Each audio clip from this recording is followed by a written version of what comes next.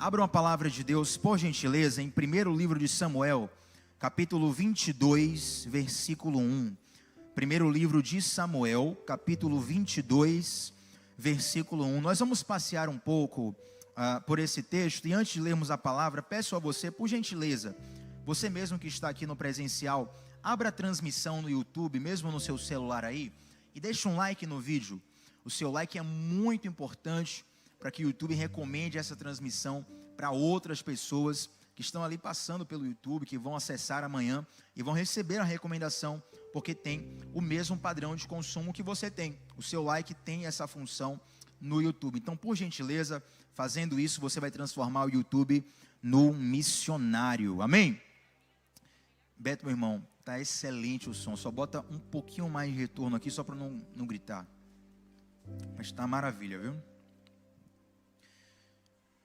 Primeiro livro de Samuel, capítulo 22, todo mundo achou? Sempre reitero, temos aqui a nossa projeção, porém, é importante que você leia na sua Bíblia, saiba manusear a Bíblia, e se você quiser anotar, seja em papel, seja no celular, durante a mensagem, eu não tenho grilo nenhum em você mexer no celular durante a mensagem, fique à vontade, desde que seja para tomar nota, fazer algum apontamento, quem sabe até um acréscimo que você não ouviu o pregador fazer, mas que Deus soprou no seu coração. É importante, é interessante isso. Fique à vontade em nome de Jesus, tá bom? Gente, antes de lermos a palavra, deixa eu apenas situar a vocês num contexto para que nós possamos saborear juntos essa pregação. Normalmente, quando eu venho pregar aqui, Deus já me dá, já tem um esboço, já tem uma palavra que eu preparei, está toda direitinho ali. E uma bênção isso, quando você prepara tudo de modo didático ali para ministrar os corações. Essa palavra não tem tanto isso, porque eu ainda estou mastigando ela no meu coração. Ela está viva no meu coração essa noite. Então, a pregação de hoje vai ser basicamente um devocional que nós vamos fazer juntos. Amém? Então, nós vamos pregar juntos aqui hoje. Você vai ministrar comigo, eu ministrando com você. E eu tenho certeza, convicção que Deus falará profundamente aos nossos corações. Põe a mão no seu coração. Eu vou te ensinar uma oração bem rápida, mas que é muito poderosa se você fizer com sinceridade. Diga assim: Senhor, fala comigo nessa noite. Mais uma vez: Senhor, fala comigo nessa noite. Amém. Se for sincero do seu coração, Deus fará a obra. Não tenho dúvidas disso. Primeiro livro de Samuel, capítulo 22, versículos 1 e 2. Olha o que está escrito. E Davi retirou-se dali e escapou para a caverna de Adulão. E quando seus irmãos e a família de seu pai souberam disso, foram até lá para encontrá-lo. E também juntaram-se a ele todos os que estavam em dificuldades. Em algumas versões, todos os que estavam em aperto. Também os endividados e os descontentes, ou aqueles com um espírito desgostoso. E ele se tornou o líder deles. E havia cerca de 400 homens com eles. Olha que interessante, vamos repetir. E Davi fugiu da cidade de Gate e foi para a caverna de Adulão. Quando seus irmãos e a família de seu pai souberam disso, foram até lá para encontrá-lo. Também juntaram-se a ele todos os que estavam em dificuldades, os endividados, os descontentes, e ele se tornou o líder deles. E havia ali cerca de 400 homens com eles. Maravilha, gente. Por que Davi ele foge para uma caverna? Porque o sucesso de Davi começou a incomodar pessoas muito poderosas. E normalmente, quando Deus age na sua vida, o inferno se incomoda. E o inferno levanta coisas, situações e também pessoas para mexer com você.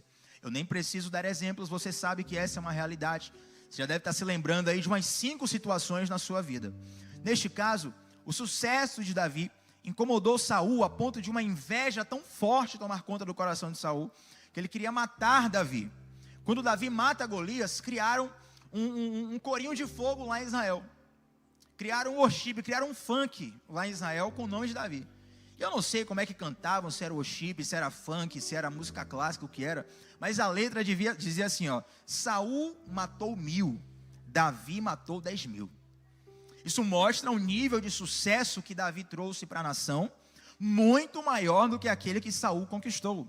Porém, nós precisamos vigiar, porque todas as vezes que Deus opera uma grande vitória na nossa vida, O inferno sempre se levanta para tentar nos abater, e às vezes nós precisamos fugir. Nesse caso, Davi foge para uma caverna chamada a caverna de Adulão. E nessa caverna, o texto nos fala que os seus irmãos e os seus pais vão lá para ver Davi. Naturalmente, por serem irmãos, por serem os pais de Davi, estavam preocupados com o bem-estar deles. Porém, o segundo versículo é um pouco intrigante, porque a Bíblia nos dá características de 3 tipos de pessoas que começam a se ajuntar a Davi. São elas, pessoas que estavam endividadas, pessoas que estavam em dificuldades e pessoas que estavam descontentes. Preste atenção comigo. Todos nós vivemos num constante processo seletivo. No dia de hoje, também na semana que vem, nós estamos tendo o Enem. É isso mesmo? Teve o Enem hoje? Teve, né? Inclusive, eu achei que ia dar muito menos gente hoje por causa do Enem. Mas, glória a Deus, a igreja está crescendo muito, para a honra e glória do Senhor. Então, o Enem é um processo seletivo dos mais conhecidos na nação. Porém, existem outros processos seletivos. Eu me lembro que na minha época, lá no interior, quando eu falo na minha época, eu estou me sentindo já velho, né, rapaz? O sentimento vaza, não tem jeito. Mas lá no interior, na minha época, quando não tinha Enem ainda, quando alguém passava no vestibular, meu irmão colocava no outdoor da cidade, para ser inspiração para todo mundo. Quem pegou a época do vestibular, aquele vestibular, né? A pessoa passava 4 anos estudando o vestibular da UFBA. E se perdesse na UFBA, não tinha negócio de pegar a nota e botar em outra faculdade. Perdia, irmão, acabou, já era. E às vezes a prova da UFBA era na mesma data que outra universidade que você queria fazer também, você tinha que dividir. Era peleja. Processos seletivos que mexem com a nossa história. Se você assistiu Harry Potter, você sabe que um dos momentos marcantes da história é quando aqueles garotos chegam lá em Hogwarts, nem sei se eu falei direito, mas eles são escolhidos ali, cada um para uma escola, e aquilo define completamente a jornada daqueles garotos. Na nossa vida também, nós podemos ter a nossa jornada transformada por uma entrevista de emprego. Nós podemos passar por um processo seletivo na vida amorosa. Se você está com alguém hoje, de algum modo, você fez um processo seletivo pessoal para essa pessoa, e essa pessoa também fez para com você, amém? Você está entendendo? Todos nós estamos em constante processos seletivos. Porém, a Bíblia me diz, no mesmo livro de 1 Samuel, alguns capítulos antes, que Deus não vê como o homem vê. O homem só consegue olhar para o exterior, mas Deus consegue ver o... Deus consegue ver o...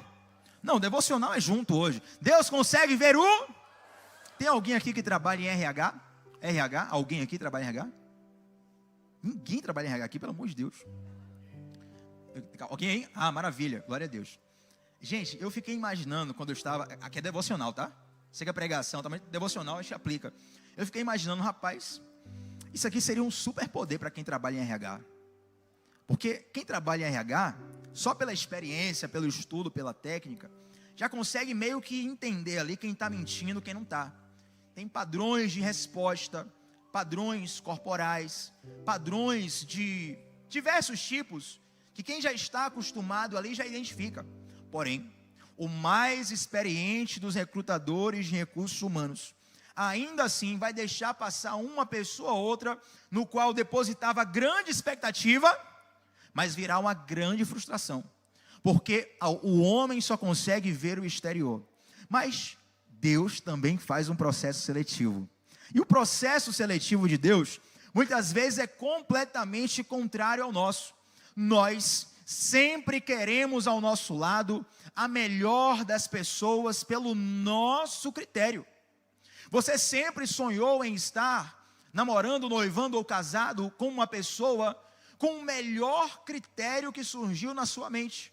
Há pessoas que sempre fizeram uma determinada listinha, um checklist pessoal, mental, daquilo que desejava para a pessoa amada. Há pessoas que fazem um checklist daquilo que desejavam para a sua carreira.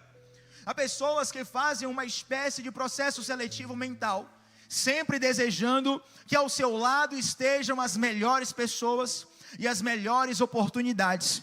Eu sinto te decepcionar, mas eu agradeço a Deus porque Jesus tem um processo seletivo contrário.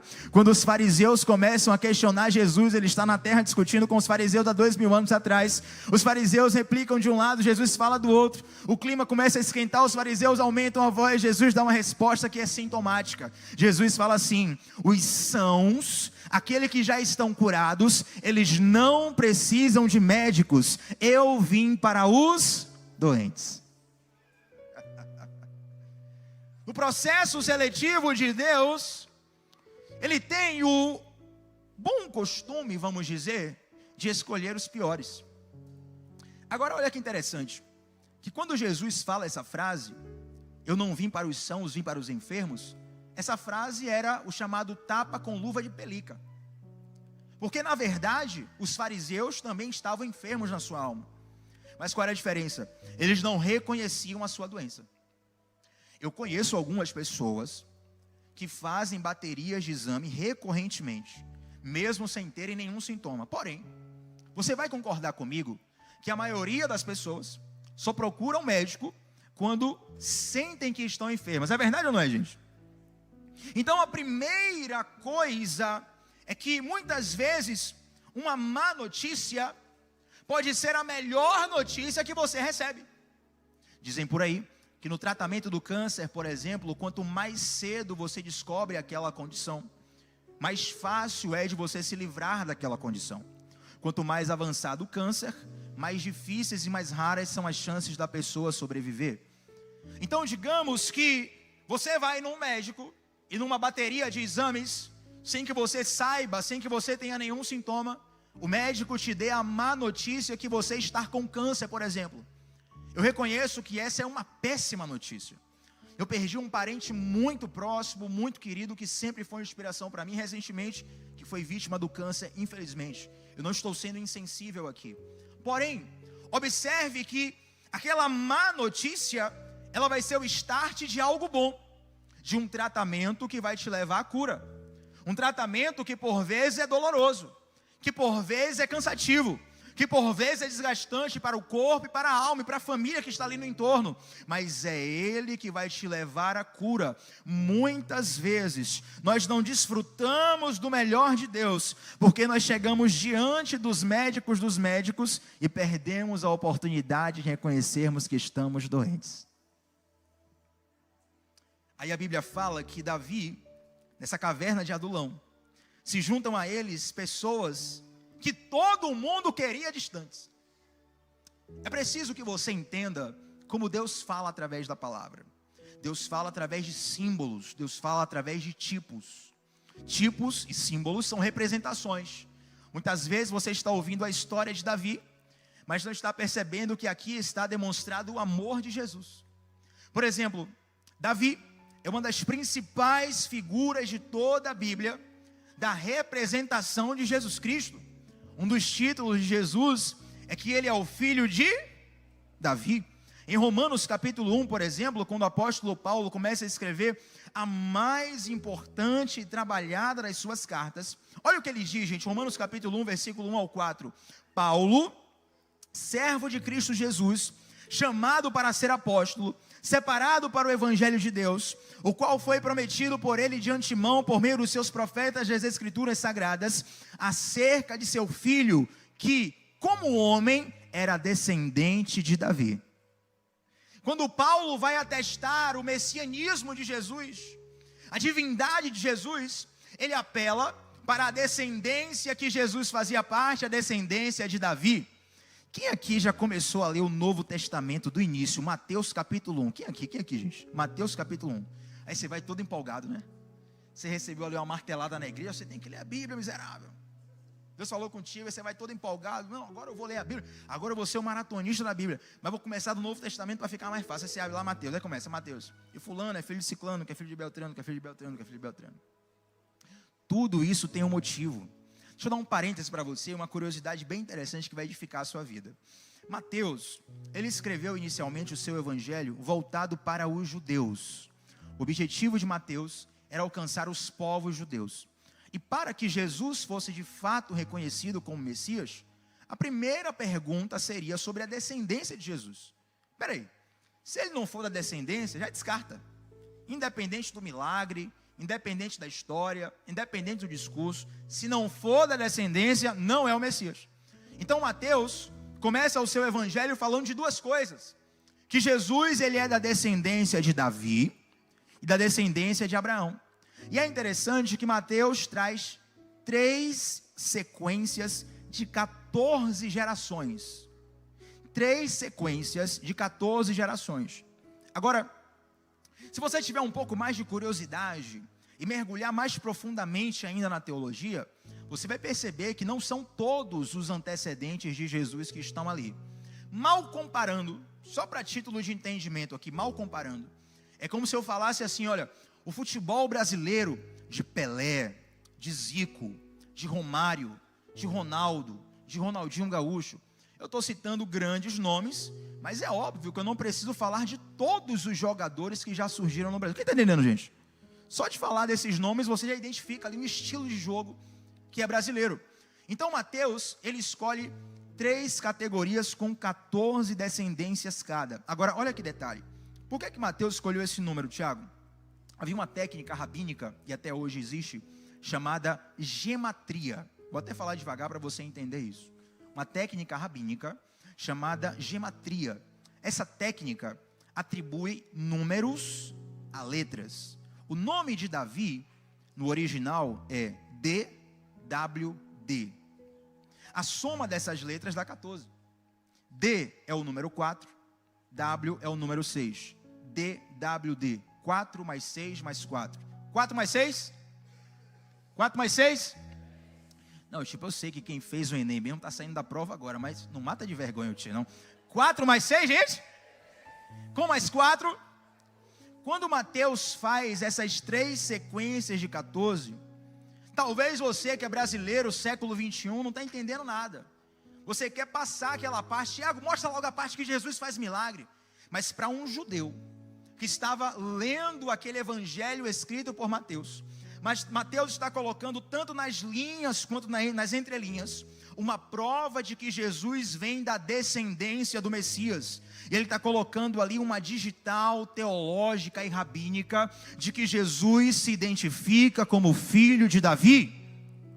Então olha como a história de Davi, ela é recheada desses símbolos. E o fato de Davi aceitar todos esses rejeitados para estarem com ele na caverna de Adulão, nos lembra que Jesus olhou a nossa condição, podres pelo pecado, feridos pelo pecado, estragados pelo pecado, e falou para mim e para você assim: eu te aceito. Nós temos um mau costume, e eu tenho também, porque não dá para parar na hora do apelo para explicar isso aqui teologicamente. Então a gente meio que atropela. Mas a gente faz o apelo assim, né? Quem quer aceitar Jesus, né? Parece que Deus está com uma bandeja e você fica assim: não, vou ver se eu quero isso aí mesmo. Essa oferta da Claro aí, essa promoção com 20 gigas. Mas na verdade, é Jesus que nos aceita. Quem está entendendo? Se eu for parar para explicar isso na hora do apelo, o cara que está ali com o coração acelerado, emocionado, não esqueça, acabou, já quebrou o clima. Mas na verdade, nós temos que entender que nós é que fomos aceitos por Jesus. Agora, olha que interessante.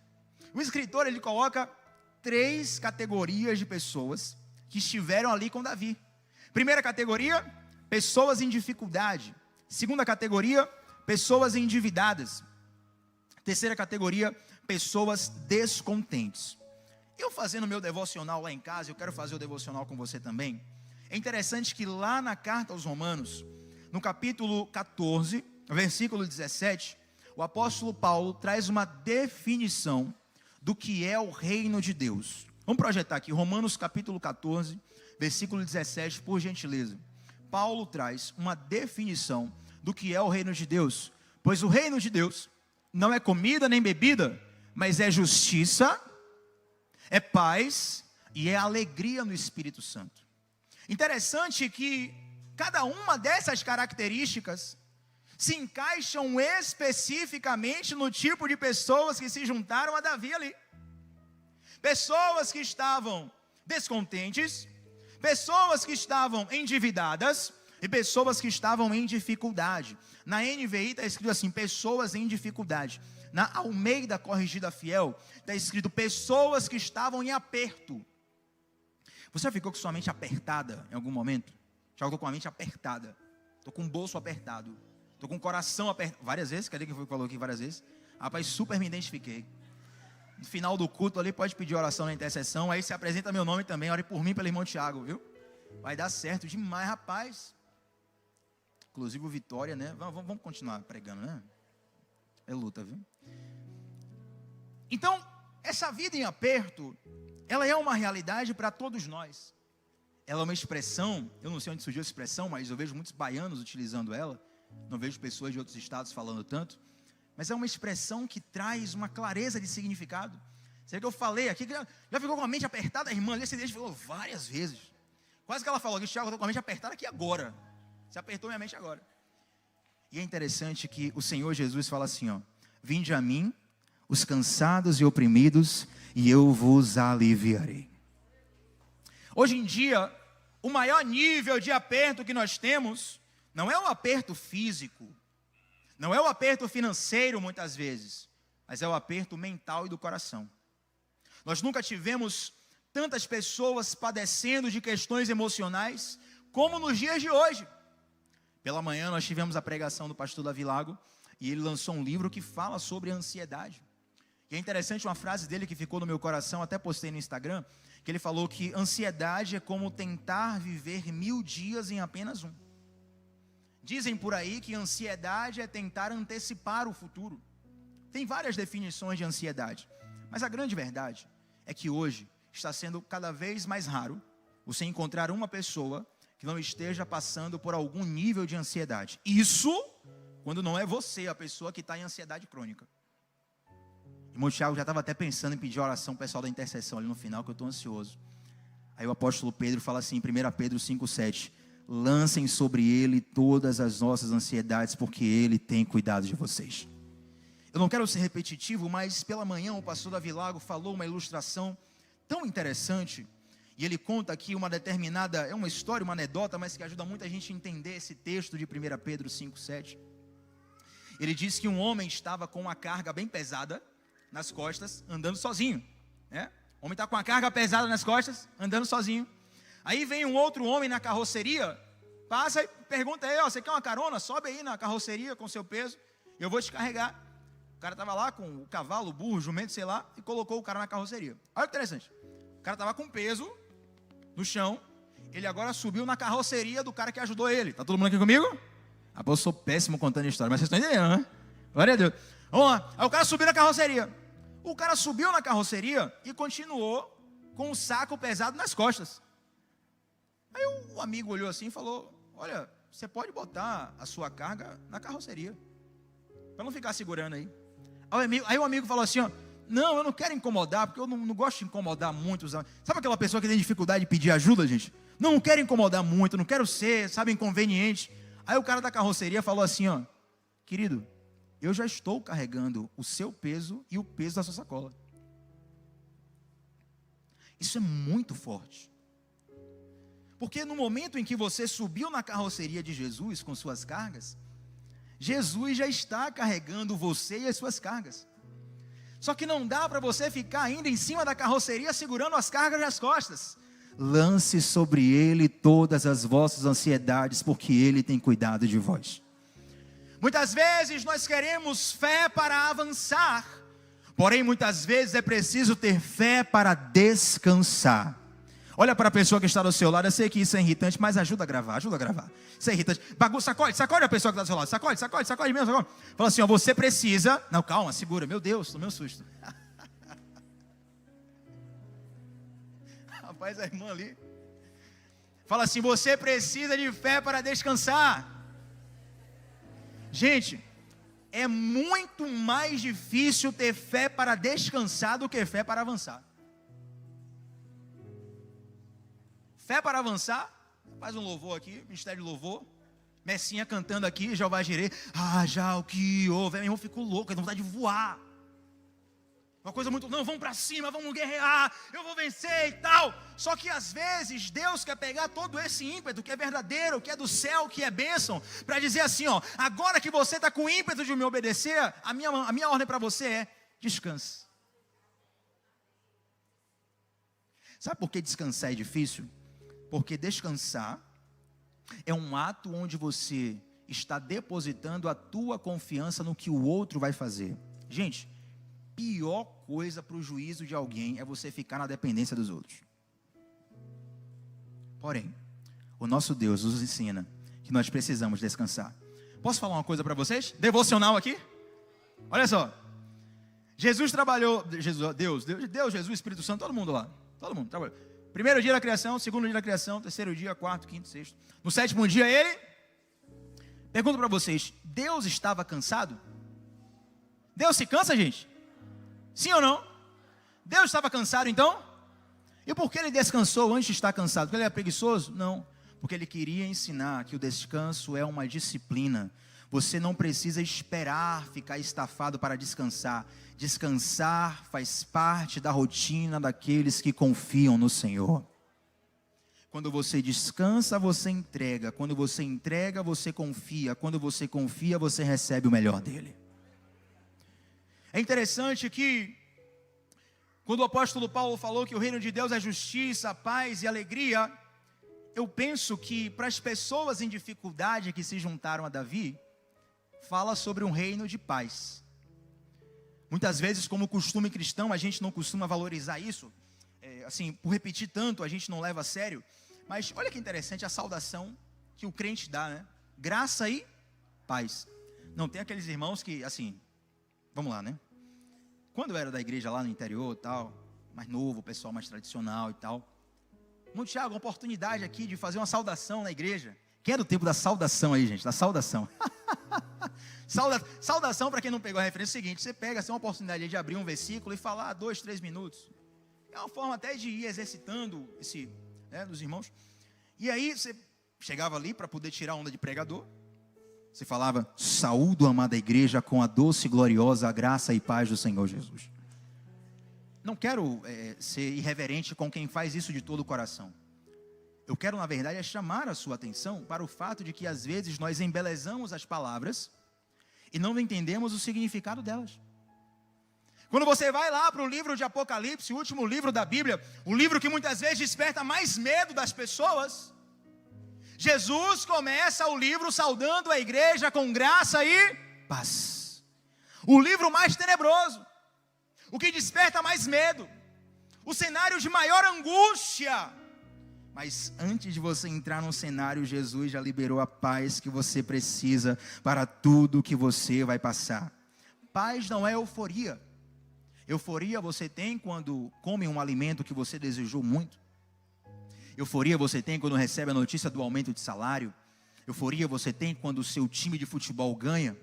Paz é diferente. Paz é mesmo no dia mais triste da sua vida, você permanecer descansando no fato de que Deus está no controle de todas as coisas.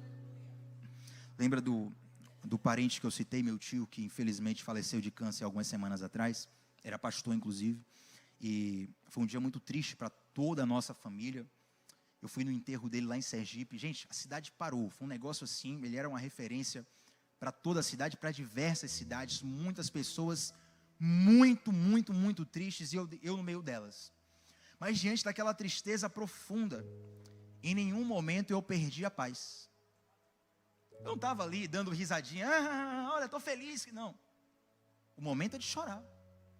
O momento é de lamentar. Tiago, você queria que ele permanecesse? Com certeza. Pela minha vontade seria eterno. Entende, gente? Porém, mesmo que eu estivesse triste, o meu coração permaneceu em paz.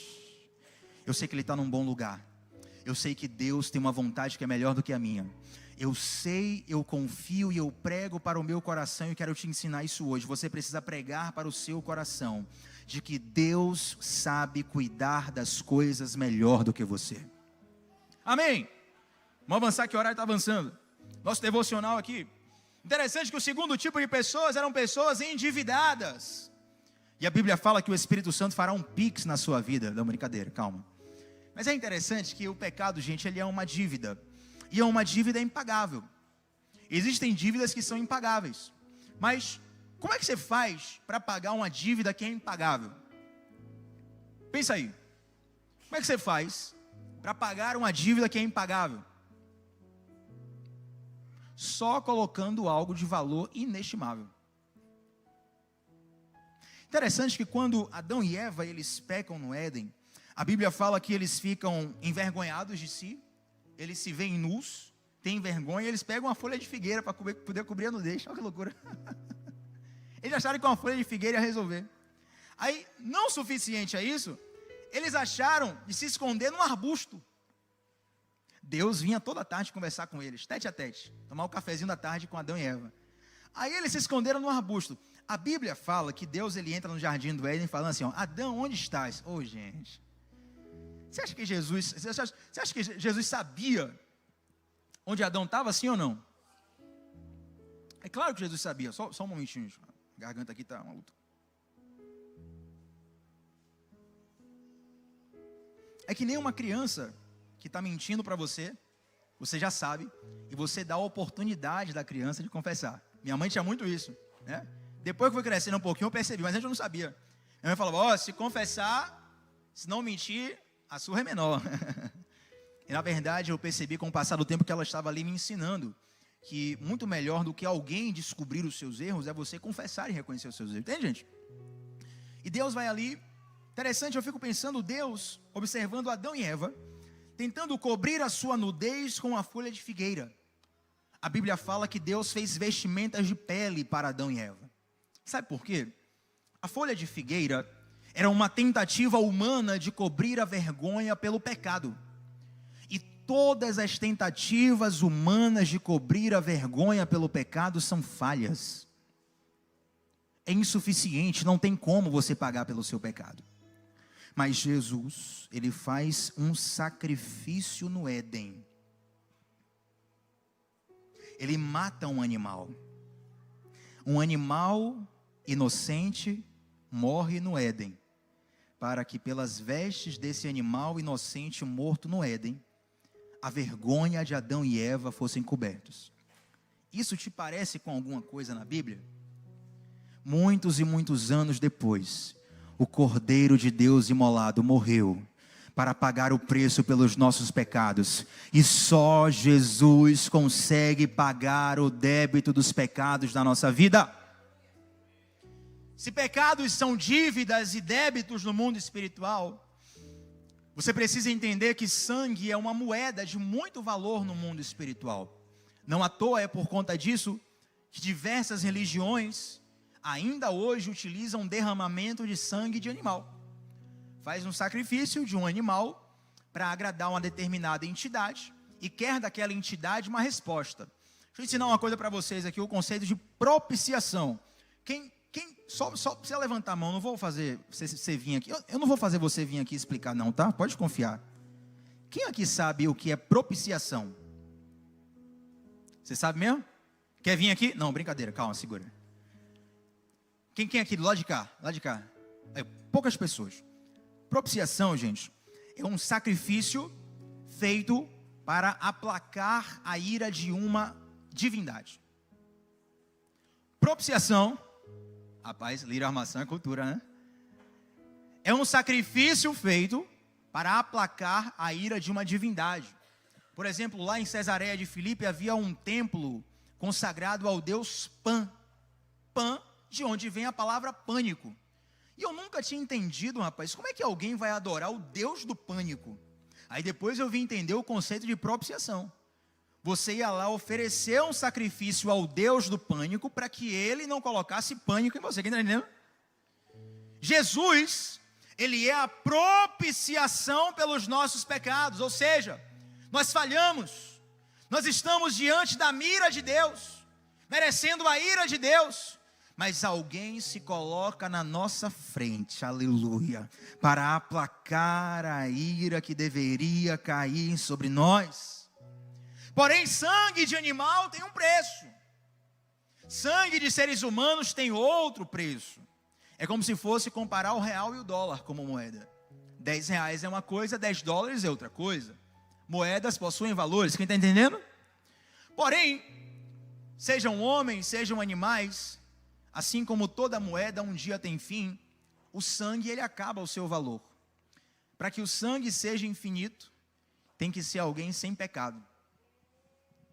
É por isso que Jesus, ele foi gerado sem pecado.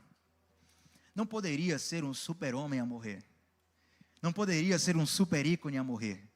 Precisaria de alguém que pagasse por um débito eterno. Eu me lembro que eu jogava o jogo The Sims, e no The Sims você tinha a manha de colocar dinheiro eterno ali no personagem, né? Eu começava a gastar à vontade, porque afinal de contas ia ter dinheiro sempre. Você fazia isso também? Olha, confirmou ali, viu? Rapaz, no jogo sempre faz essa manha. Mas é interessante que no mundo espiritual, Jesus ele derramou o sangue dele há 2000 anos atrás. Você pecou ontem, você pecou hoje, você infelizmente ainda vai pecar durante a sua vida. Mas o preço já foi pago, porque o sangue de Cristo permanece nos purificando de todo o pecado. Quando na caverna de Adulão a Bíblia fala que os endividados chegaram até Davi, ele está falando de mim, de você. Mas para que você receba esse depósito de valor espiritual na sua vida, você precisa reconhecer a sua necessidade. Em João capítulo 16, Jesus fala que o Espírito Santo nos viria nos convencer do pecado, da justiça e do juízo. Como é que o Espírito Santo nos convence do pecado?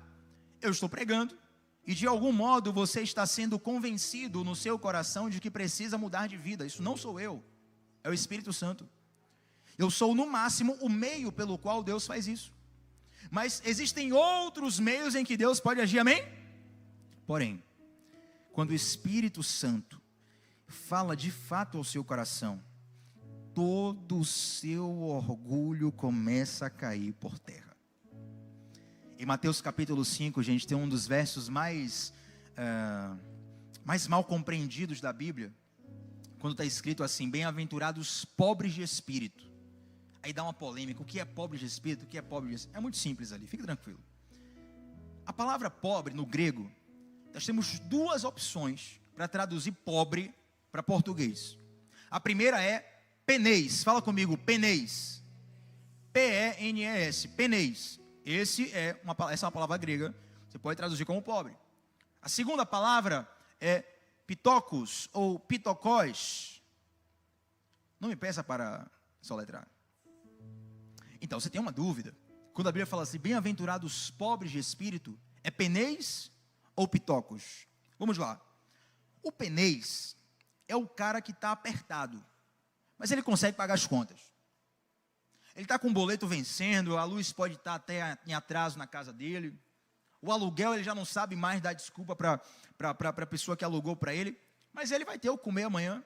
Vai acordar, vai ter um pão com manteiga, um café com leite para ele. Ele vai almoçar. Se tiver uma emergência, ele precisar em tal lugar, ele tem um carro, bota uma gasolina e vai lá. Ele é pobre no sentido de não ter uma folga para ir na Disney, por exemplo. Mas ele consegue se manter aqui. Quem está entendendo? Esse é o penês. É limitado, mas consegue se virar. O pitocos é o miserável.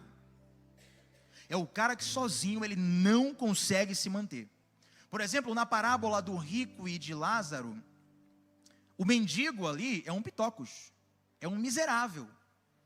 Com certeza, você conhece alguma história de alguém que é tão pobre, então chegou num estado de tamanha desgraça social, que se alguém não ajudar ali, a pessoa não tem saída. Esse é o pitocos da Bíblia. Quando você lê bem-aventurados os pobres de espírito, lá está escrito assim, ó, bem-aventurados os pitocos, ou seja, aqueles que reconhecem as suas completas misérias. Tiago, talvez você não esteja vendo tanto valor em mim. Não, eu vejo valor em você, porém o valor que existe em você foi Deus que colocou, porque sem Deus nós somos completamente miseráveis. E uma das métricas para você saber se o Espírito Santo já está agindo na sua vida é o quanto você se percebe miserável diante de Deus.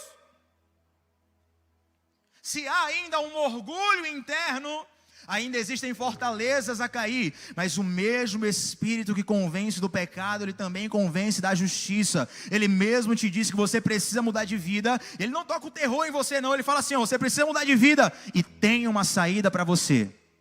E aí você começa a ser apresentado à pessoa de Jesus.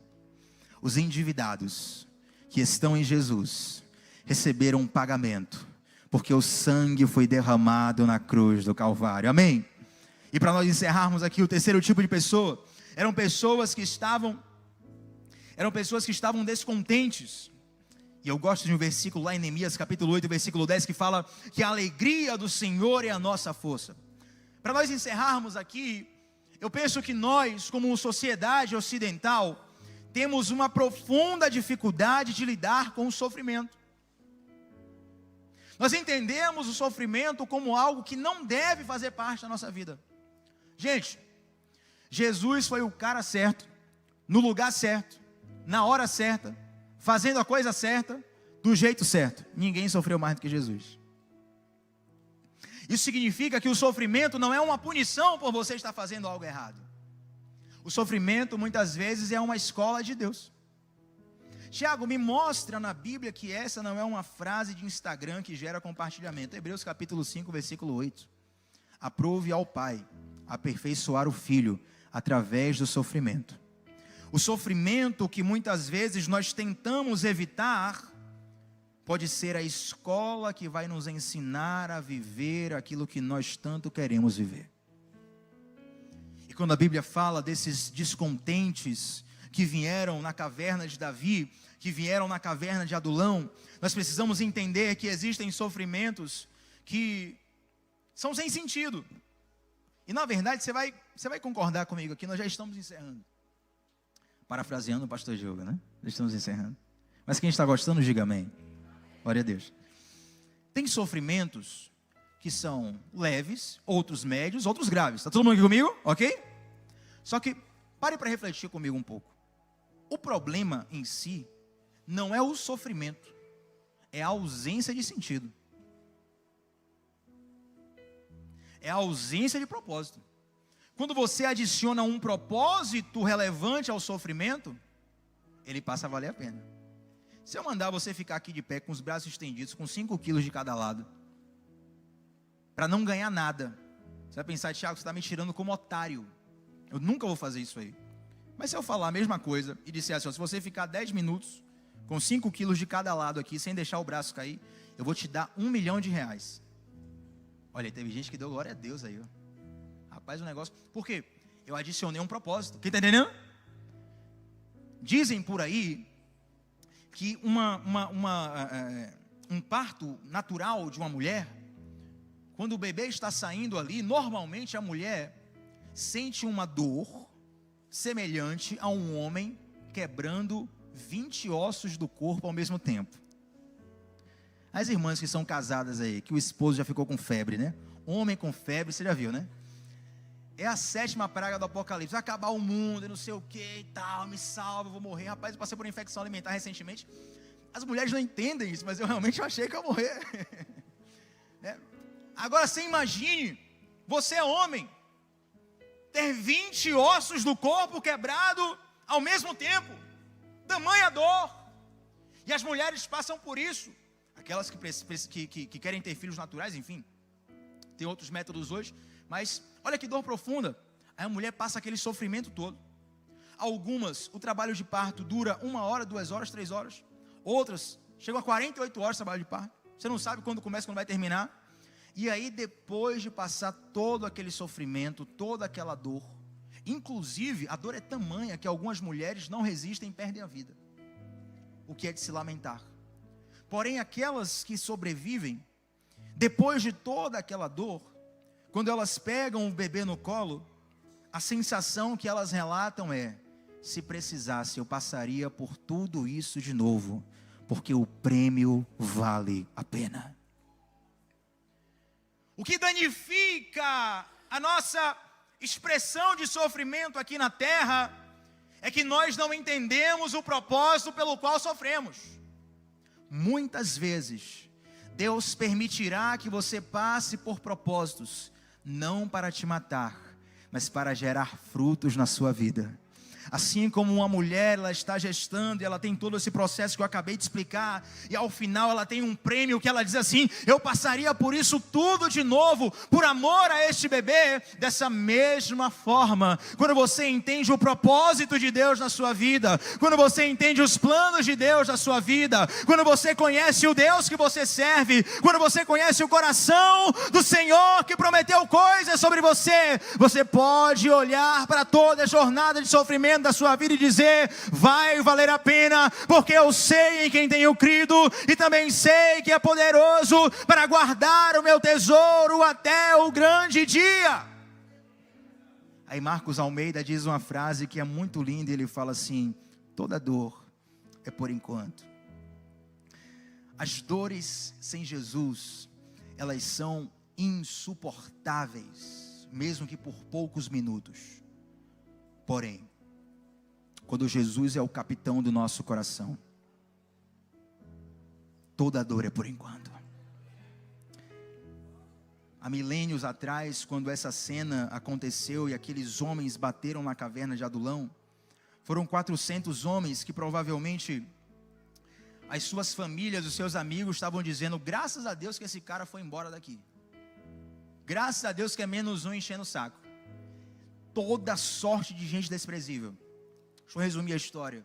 Davi se torna o rei, e esses 400 homens, completamente desprezíveis, completamente rejeitados, mas que foram aceitos por Davi, esses homens se tornam uma guarda de elite no reino de Davi, que fizeram feitos poderosos sobre a liderança de Davi. Sabe o que eu quero te dizer?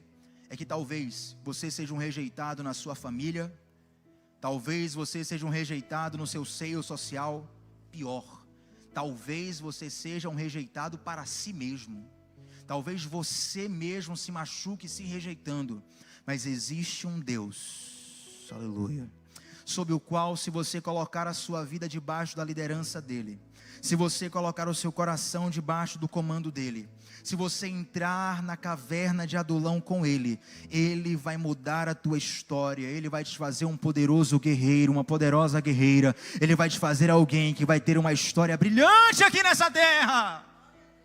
Se coloque de pé nesse lugar.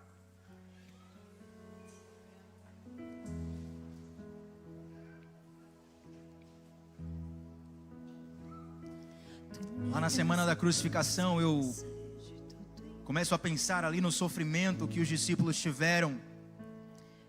Quem aqui assiste a série The Chosen? The Chosen. Várias pessoas. Ainda não chegou a parte da crucificação, mas mesmo no início da série, ali é uma série sobre Jesus, tá, gente? Para quem nunca assistiu, uma série sobre Jesus e os discípulos. E você começa a perceber, mesmo nos primeiros capítulos da série, a tensão que já havia, porque andar com Jesus era meio perigoso. Jesus podia ser preso, ser morto a qualquer momento, e você junto. Você imagina numa quinta-feira, Jesus no Getsemane, suando sangue, alma angustiada até a morte, o clima de tensão que estava na quinta-feira.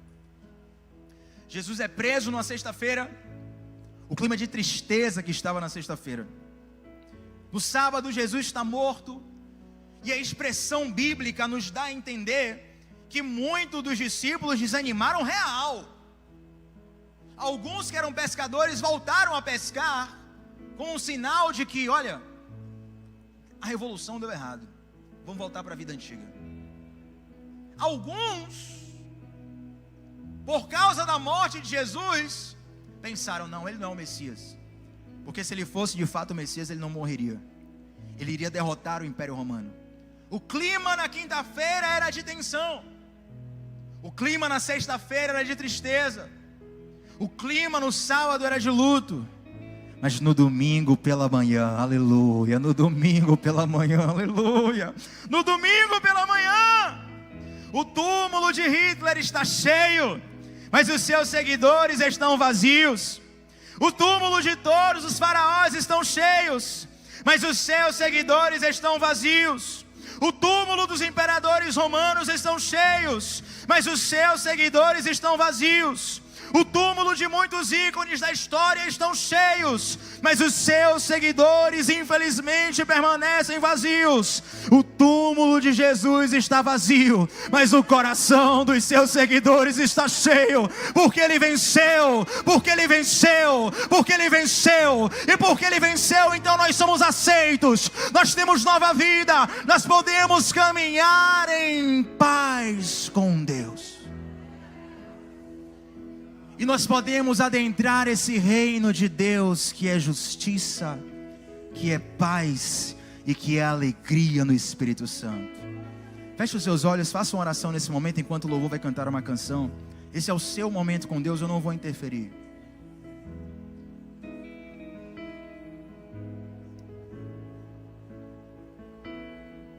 Faça a sua oração com Deus. É o seu momento nessa noite. O Senhor já falou e está falando contigo. Aleluia. Tu me das a paz que excede todo entendimento humano. E quando eu planejo, me mostras que é bem melhor o seu plano. Com misericórdia me cercas, derramando graça em mim. Eu desconheço um outro amor assim.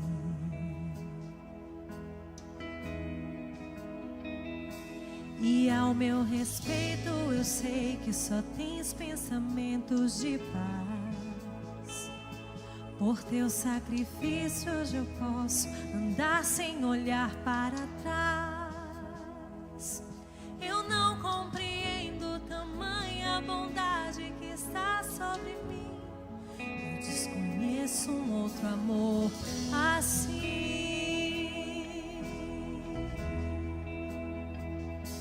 Que amor é esse? Graça incalculável. Não tem interesse, não quer nada em troca. Tua vontade é boa, perfeita e agradável para mim.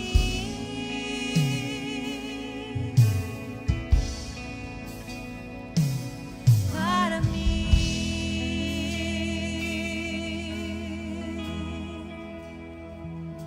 Quero conhecer-te, ouvir teus segredos. Não importa o preço, eu me lanço inteiro. Nos teus braços existe um espaço para mim.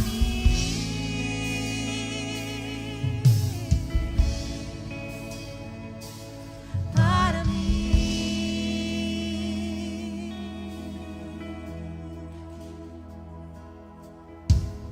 Nada vai ocupar teu lugar em mim.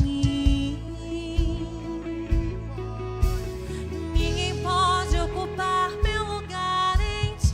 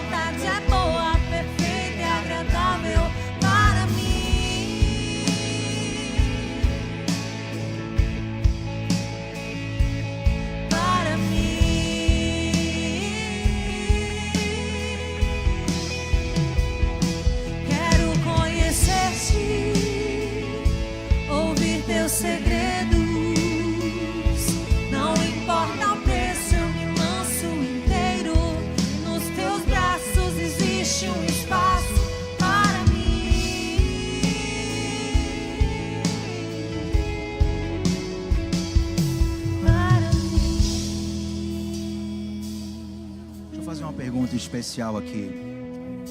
Tem alguém aqui que gostaria de fazer uma aliança com o Senhor Jesus nessa noite? Fazer ou refazer uma aliança? Se tiver, faça um sinal com sua mão e nós vamos orar por você. Tem alguém aqui que deseja fazer uma aliança com Jesus? Esse não é um convite para você fazer parte de uma religião, mas esse é um convite para você estar em paz com Deus. É um convite onde você reconhece que é aceito por Deus e uma nova história está reservada para você. Tem alguém aqui nesse lugar que quer fazer essa aliança? Nós vamos fazer uma oração por você. Faça um sinal com a sua mão. Tem alguém? 2 pessoas aqui. Glória a Deus, louvado seja o nome do Senhor. Você pode aplaudir ao Senhor pela vida delas. Glória a Deus, glória a Deus. Tem mais alguém aqui nesse lugar que quer fazer uma aliança com Jesus? Faça um sinal bem alto com a sua mão para que eu veja. Bem alto, bem alto. Tem mais alguém? Mais alguém? Se não há, nós precisaremos encerrar para fazer a ceia do Senhor. Então eu quero convidar essas 2 irmãs para virem aqui à frente, bem rapidamente, bem rapidamente. Vem aqui, por gentileza. Pedir ao pastor Paulo para já assumir aqui, vai fazer também a ceia do Senhor. Vamos aplaudir a Jesus pela vida dela, gente. Glória ao nome do Senhor. Aleluia. Deus as abençoe grandemente em nome de Jesus. Pastor Paulo.